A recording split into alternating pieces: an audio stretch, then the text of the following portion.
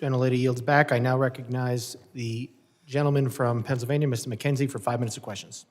Thank you, Mr. Chairman, and I appreciate all of our testifiers being here today. Before I begin, I would like to thank all of our members of law enforcement across the country who work every day to keep our communities safe, and also to their families that sacrifice. We know that it's a challenging job, and the environment is made particularly challenging by those who want to oppose our law enforcement from carrying out their lawful duties to keep everybody in our country and our communities safe.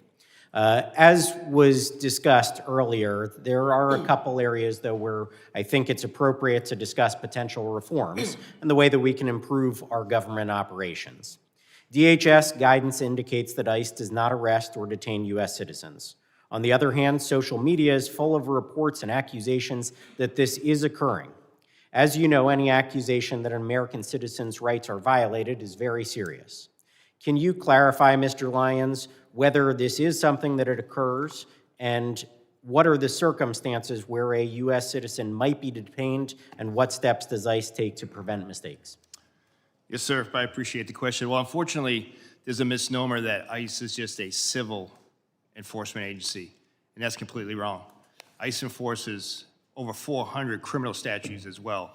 Special agents, especially with the Homeland Security investigations, they're consistently out there doing human trafficking cases, drug cases, terrorism cases, and we do encounter U.S. citizens, and those who do commit federal crimes are arrested. But under Title VIII, no U.S. citizen is subject to civil immigration enforcement, and that just doesn't happen. There are multiple safeguards in that way, and if a U.S. citizen is detained in the course of an immigration investigation, they're quickly released. We don't take action on American citizens. If it does occur where a U.S. citizen is detained during the course of another investigation, how is that documented and conveyed to the public about the fact that this did occur and what the circumstances around that were? So, sir, if you say it's a separate investigation, if it comes to a criminal case, obviously a lot of those are under seal or ongoing investigations. We won't expose that. But we're transparent in the case when it comes to any U.S. citizens that's detained in any law enforcement operations that's subsequently arrested.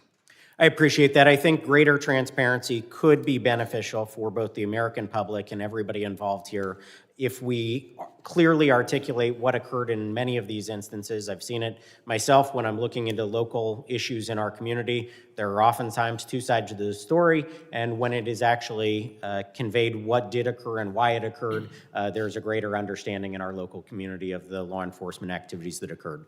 The second thing I would like to hit on is jurisdictions, which are sometimes referred to sanctuary cities. Not a clear definition, as we all know, but local authorities in our community. We have Northampton County, which does not honor ICE detainer requests for 48 hours and properly convey to ICE and law enforcement about the release of that individual, when that may occur, or even during that detainer period, allow ICE to come onto their property to make an arrest in a secure facility.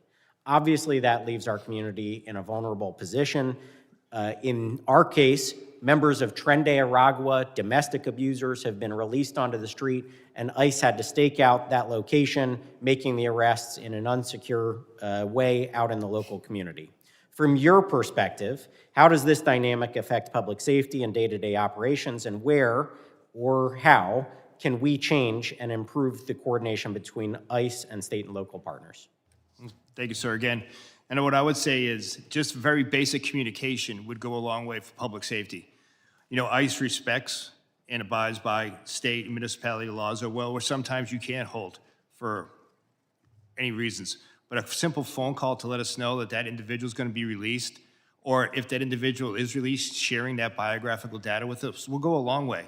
Because the last thing we want is a criminal illegal alien to go back into the community, and more often than not, they prey upon other migrants who are coming here for a better life, yet that they can hide in plain sight because these sanctuary jurisdictions won't just pick up a phone, notify ICE that they're being re-released. Well, I appreciate that. I think we want full cooperation between our local law enforcement and federal agents when they are trying to do their job. If somebody is on a detainer, they should be allowed onto that property, given the ability within that detainer window to make a lawful arrest. I think it would go a long way to keeping our community safe.